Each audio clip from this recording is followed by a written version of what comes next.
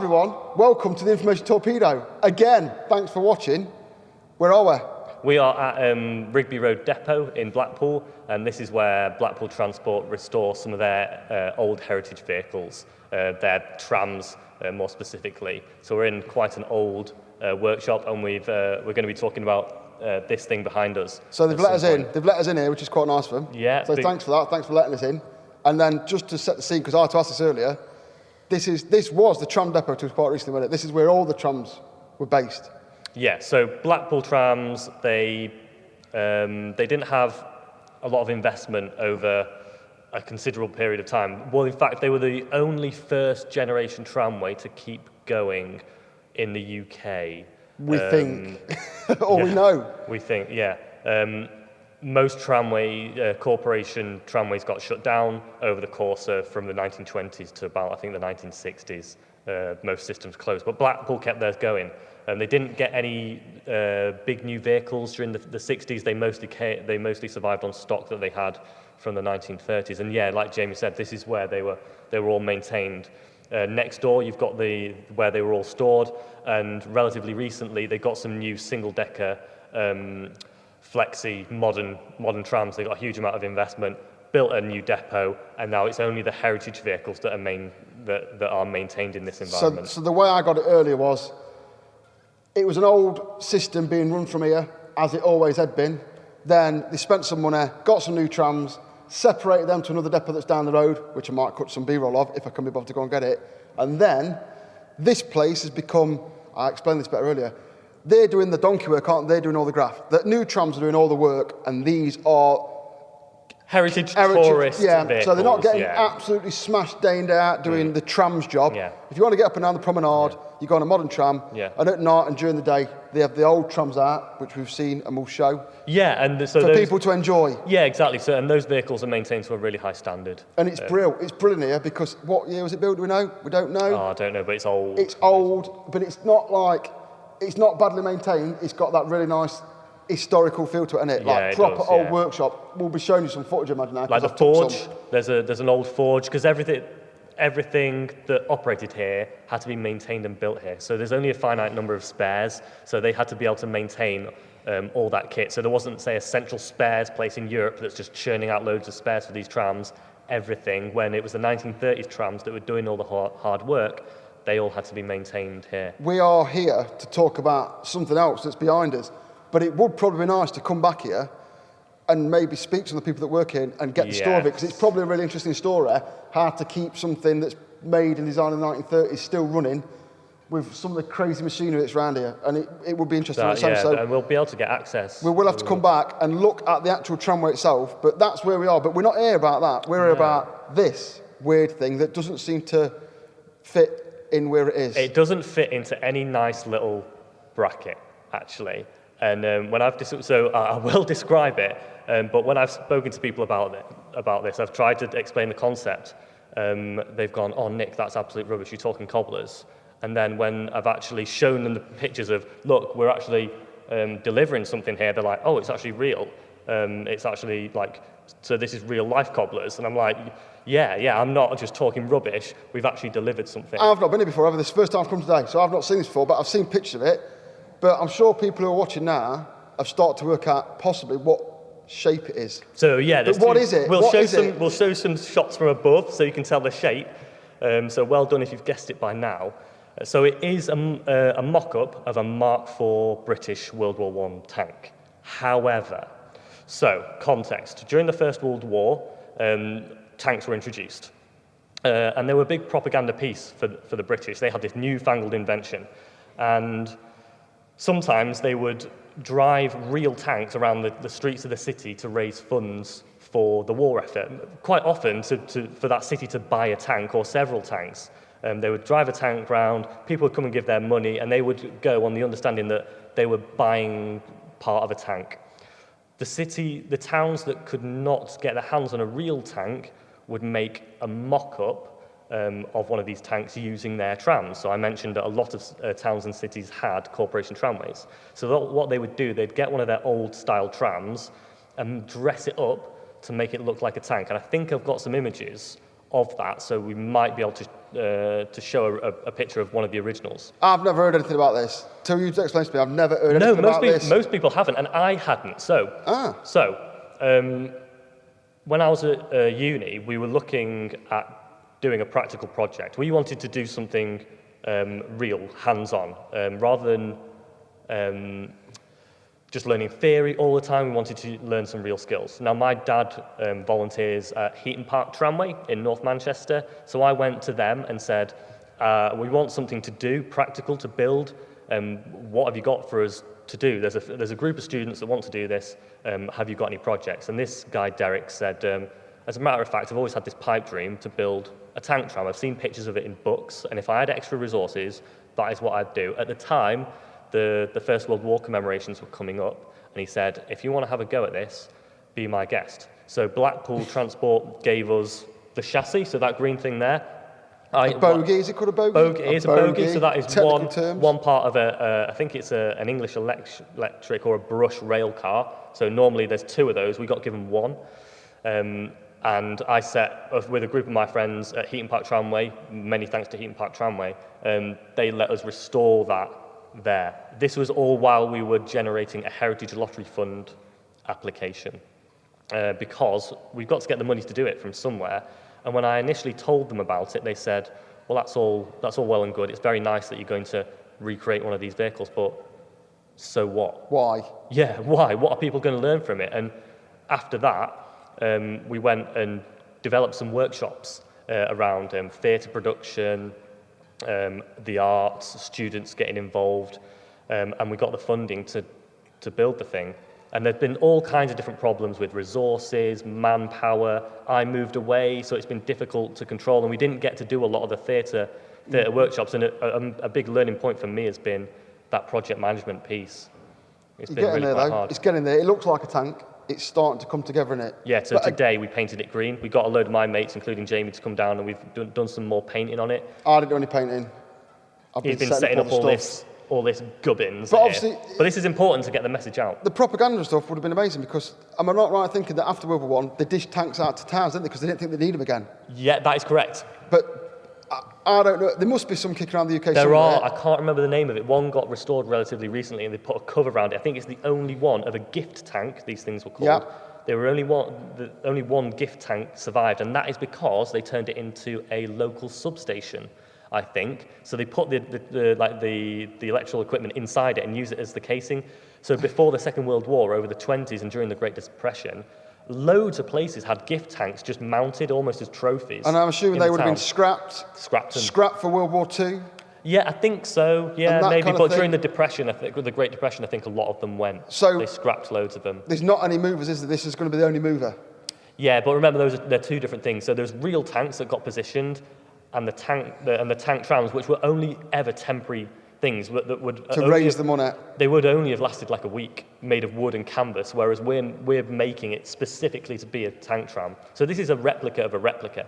And this is going to go up and down the promenade. We'll see. It's open. So the first priority is actually getting it finished, and then afterwards we'd like to turn it into a mobile exhibition. So to take it on campaign, and wherever it visits, it will get a new skin. So it'll get new exhibits on the side, like panels on local history, or what. If someone's got an interest, they want to create a panel that could go on the side of the tank to make it like a mobile museum, they can. And you're talking about putting maybe things inside that you can utilise, play with? So it's just a shape. It doesn't have to stay green. It doesn't, as long as it keeps its overall form, we can do anything with it. So we could have exhibits inside it. We could have actors interpreting the outside of it. We could add touch screens on the outside. If people have ideas on how they'd like to use it, and ways we can raise funding to help people learn about their heritage, First World War, science, technology, engineering and maths, which we're really passionate about. If people have got ideas, and importantly the funding, I'm up for doing anything really. It's just a shape. It's not a heritage asset that we need to protect. It's an interpretive piece. It's a replica. This week on the news, it might be just the news I listen to, but they're saying there's a big shortage of people in heritage stuff. So Heritage Railways haven't got any drivers because all the drivers are dying. Literally dying. But are you struggling to suck in people to do this? Yeah, definitely. People aren't, say, as inspired by it as maybe they could be. And I think that's a big takeaway for me, is that actually engineering is not just about the classic solutions. I think engineering and art can combine to help people learn things. And of course, things like in film, there's loads of engineers work. Prop making. Yeah, like yeah, exactly. This This is a prop. It's a piece of propaganda. There's just not, in schools though, if we look at youth, you're struggling to get youth people down here, aren't you? You're struggling to get youth in, you don't know how to interest youth. But there must be young people out there that want to use their hands and build things like this. And it's basically big model making. I used to love this stuff when I was younger, but I don't know how you can suck people in more, apart from maybe stuff like this. Yeah, I think this is one of the only projects like that. So I think there's a big sector of the population who are engineering often gets sold as, oh, you can make planes that go really fast, that you can make a car that goes really fast, you can make a submarine go really deep, higher, stronger, better, faster. But there's a big section of the population who want to do things to help people. I don't think engineering, the way it's sold, always gets that message across, that you can use your engineering skills to help people. I think that's a message that just gets completely lost. And through this, we're hoping to help people learn things. We're using engineering skills to build something that will help other people learn. And that's not a story that's often told in engineering and STEM. It's always you can build the highest or the biggest or the fastest. Sometimes I fall out with STEM because there's a lot of, let's build a 3D model of this and let's design this and let's do that, where sometimes people just want to come and get their hands dirty. Like, don't design something. Why don't you make a cardboard model? Why don't you actually get your hands dirty? And I don't know if health and safety might be to blame and just a lack of skilled people, but if it is a lack of skilled people, that's only going to get worse if we don't encourage people to come and do these things. Because when I first went to work as an electrical engineer and someone passed me a pair of ladders, I was like, what the hell do I do with these? Do you want me to climb up these? And I would still be a bit like, how do I put these up properly? If we don't start bringing people in and managing the safety of it and training them to do things that are like a bit more dangerous than maybe people think is acceptable, push that risk a little bit more risk won't hurt us if it's managed correctly. The machinery in here is, I'm looking around, I have to cut this, but some of the machinery in here is the original designs from the 1930s. It will be, bits of it will be, yeah. It looks dangerous because it's not guarded, but it's not dangerous because it's slow moving equipment. And you've got the trained people to do it. But like you said earlier, these people will go. There won't be the skilled operators who know how to use this kit. In the corner, there's one of those. It looks like a big gas burner, and it's for putting the tyres on. Yeah, for heating the rings so they shrink down. I always think back to, and I'm going mad off topic like I normally do. Mining. If we ever need to mine again, say we discover some rare earth metal, because I know or it becomes too expensive to get stuff from somewhere else. Rare earth metals are used in touchscreens, and I know they've found a load of these metals in Cornwall, yeah? So they go, right, we've got millions and billions of pounds worth of rare earth metals underground. Let's start mining again. Who are we going to ask? Yeah. Who are we going to go to and ask? Import people from abroad. There's an English wheel over here that's for rotating pieces of metal through, and it makes metal go from flat to curved. You can't read that, and you can read how that works in the book. You can read the instructions, you can read the methods behind it, but unless you actually have someone show you all the tricks to do with that bit of equipment, you'll never get a good product out of there, and that's been learned. And I saw someone the other day saying something going, if everyone stopped doing something now, say everyone stopped engineering today, eventually in 1,000 years' time, these machines would re-exist again. Yeah, people would learn to reuse them, but... Like concrete, we lost... Was it concrete or cement? The Romans used to know how to do. The Romans used to know how to make it. And then it was only until relatively recent that we learned how to do it again. Yeah, and these machines, they look at Heath Robinson because they are, but they perform one simple task. I suppose nowadays there'd be a CNC machine that could produce the same thing. Yeah. It's computer programmed, it just does it all for you, but you still need to know how it all functions. Works. Yeah, so and speaking of skills, we always seem to get onto that, don't we? Just in our general conversation. Because we want more. Yeah. We want more skills. It's been hard to get volunteers to come and do this. I don't know whether that's from my poor messaging, but just to get colleges and universities to give students the time to come and give their students the time to come and work on projects like this, because they're focused on profit and money making, and they're run like businesses now. Oh no! Don't make me start on this. The students haven't had the time, and even the staff members who want to get involved simply have not had the time to come and work on outreach projects like this, because they're so focused on the delivery, which in some ways is of under course the right. academy scheme. They have to get the passes to get the money, and it's just becoming for me. And I'm going to get bitter about it now, like I do in all these videos. It's just becoming a box ticking exercise. Can you cut a bit of wood straight? But we might be having kids that are coming out of school with quantifiable qualifications and skills, apparently, but are they actually coming out with like real life skills? Like they're coming out with a bit of paper. Could they build a shed? Because that is basically a shed. That is a shed, isn't it? Shed, Could someone who's left school, who's got an A grade in woodwork or CDT or whatever it's called this week, actually get some raw materials at their property, at their house, and make a shed? Or could they just make a 3D model of it? Do they understand about the practicalities that wood's a real, a living thing that moves and doesn't do what you want it to do? That's funny you say the 3D modelling bit, because I did use my education to design all this in 3D CAD first. There's nothing wrong with that, though, is there? Yeah, there's nothing wrong with it. So I used those skills to design it all in CAD. I used like the inside of a book cover, I think, to get the dimensions of a Mark IV tank right. I spent ages doing it to get that shape correct. Designed it all in 3D CAD. Got all the materials that I needed. Sent that off. Costed it. Sent it off to the Heritage Lottery Fund. I found the skills that I'd used in getting my degree. I did actually come in handy for building this. But then I'm not very good at painting and woodworking, so you need these people with all There's different a time skills. and a place for everything. If you go to school and learn how to draw in 3D CAD, that is great. That is a usable skill. If you could then 3D print something, that's good. You've got a usable skill, but you don't stop there. It'd be nice then if you actually made a scale model of it and then maybe went on to make the thing in reality, like you're doing here. Yeah. And if you follow that process through... Again, we did it for the Heritage Lottery Fund, so when we applied for it, they wanted almost like I can't remember what they termed it, but they wanted an interest piece when we were applying for the funding, because it was a specifically young person's pot of money that we were applying for. And I made a 3D model of this. I 3D printed out a model. I don't know where it's gone. I think the Heritage Lottery Fund have still got it, but I printed out a model of this. We put in loads of people's thoughts, almost like a thought bank, and gave it to them. But it's definitely, I'm not saying it's irrelevant skills, because if you brought a load of people down and now, say a load of people want to come and suddenly help you build it, if you could show them a 3D model, they can look at that and say, yeah, I can see what I'm trying to achieve. Might try and get that back, actually. And then they can move on to that. So 3D modelling and 3D printing that has got a skill, but I just think it's nice sometimes if people just use their hands a bit more and get on. I've learned loads doing this. People should definitely just go out there. If they've got an idea, well, I think we've said it, we might have said it before. If you've got an idea, well, no, we have said it. It's not going to happen on its own, is it? It doesn't happen on its own. No, just go out and do it. You know, we have these crazy ideas, and I've learned loads managing funding, managing volunteers, which has been really hard. Yeah, just generally managing a project, which has been hard because it's not someone's job, it's been voluntary, so you can't make people do it. Do you design much and then actually see it become a reality? Rarely. And do you think, like, you design it in 3D as a model, which is great, but did you know what joints would be used, and that, or did that come? No, did you learn that?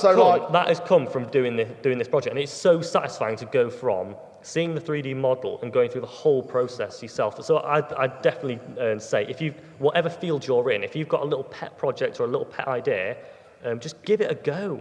Just go and buy a little Arduino. Like for my example, go and buy a little Arduino. Some and Lego. Tinker with things. It's great. I find the big problem I have in industry, because obviously you're more, this is the thing we've got going on. You're the designer, geeky person, and I actually go and build things, yeah? And what I find is, I'll get designs come to me with people that have no experience, and they'll show something that's come together, but they've not actually got any experience of that join or how that works in real life. And it'd just be nice if, instead of being so compartmentalised, people follow the whole process through. Yeah, but it's hard because it is in the real world, but not with things like this. No, because you can play. You can play. So you're doing that. You're following the whole process through. Yeah. So if you do want to learn new skills, obviously at work, if you're a designer of, I don't know, buses, you can't then go and build a bus because you're a bus designer. But if you go to a heritage bus, you can design things that, like with these trams, you could design things for old trams to make them work again. And then you can actually fit it and you can develop the full range of skills whilst maintaining what you're doing in your area. So don't become a designer and just design. Get yourself involved with the project all the way through. Yeah, no, do some volunteering or something. I always try and have a look and see where I can lend a hand, because I love learning.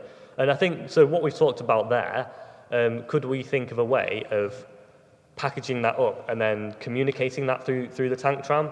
I don't know. We could, and if there's any ideas that you have, you've got a concept or an idea, and you can think of a way of communicating that through this project. So people have come to me and said, "Oh, we can paint it in dazzle pattern. You know, like the ships in the First World. We can paint it in dazzle pattern. We could raise funds for Help for Heroes and the Royal British Legion. We could project things onto it. We can do sound out of it. So if you've got any ideas, if you, Jamie, have got an idea that you want to do for this." We'll explore that. It's definitely, if you build it, they will come. If you build something of interest, you'll get people. If you build that and that goes down the thing, people might go, where's that come from? How did it get made? Who's behind that? What's the story? If we don't start kicking the ball around a bit and getting like, we're back to STEM with youth, yeah? If we don't get back interesting young people into engineering as a full package and all the things that go with it, like we keep talking about in these videos, then eventually we will become a nation of call centre workers, or we'll just design things but never build them. And I think as a country, as a thing, we need to, as much as we can, be involved in the full package from conception, design, all the way to disposal. Prototyping, we'll bang on about, I'm not going to bang on about R&D in this video, but if you throw money at R&D, you'll have loads of failure, but you'll have success as well. And that's what I think we're missing out. I think I think the country as a whole, engineering-wise, and all the other trades you say, just needs a bit of like, not be afraid to fail, get a bit of a kick up the arse. And you, I mean, let's talk about a bit of failure on this. When did you start it? 2013 was the initial. And it's now 2019. It's now 2019. But it's still going though, isn't it? But you've not achieved the timescale you want to achieve. No, because it's had to move around a lot of different places due to space constraints. I've moved away. The same people haven't been involved, and managing that when you've got other things going on, and they will come out what we. But it's still going, isn't it? It is still going, and it's nearly there. You didn't chin it off, did you? No, I kept going with it. I never abandoned it. This is the thing. Sometimes you have got to drop stuff, haven't you? It's like we started making these videos.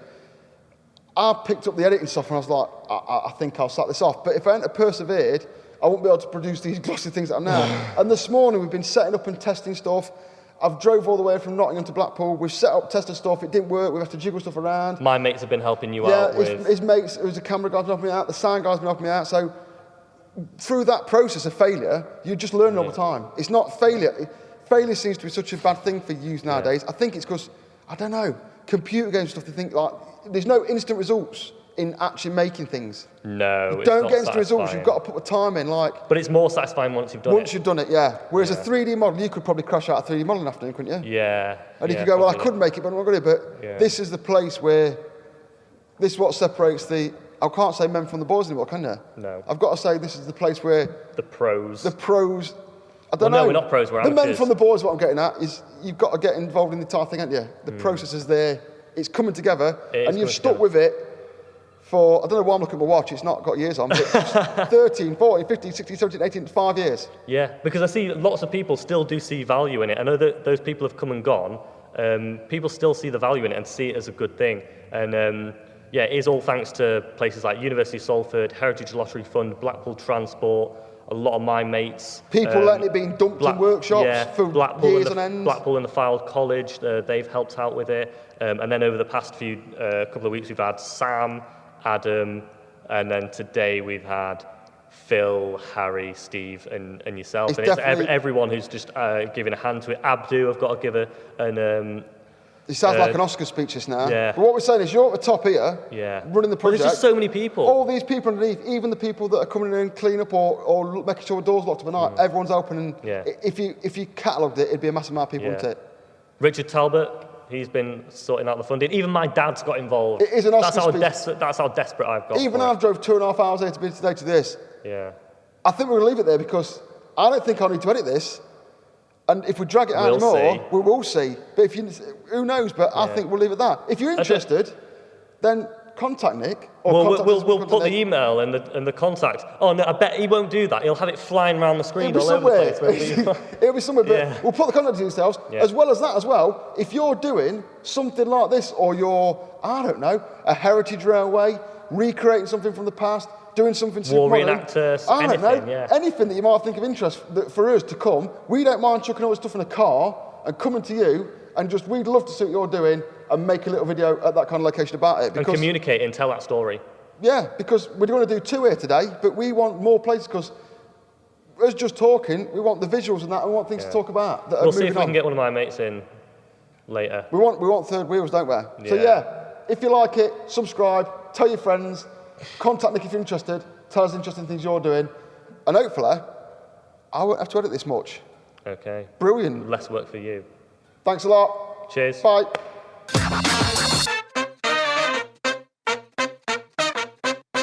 There's no outtakes. No, Quick, go and I fall know. over or something. Yeah. To do there anymore. The clapping.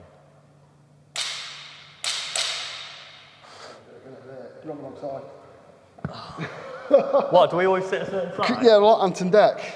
So, Steamed. apparently. Steamed. Steamed buns. Steamed. Steamed. Hello, Mr. Trumley I Warner. never know. Good evening, Mr. Good Trump. I never know how evening. to start it. Hi. No.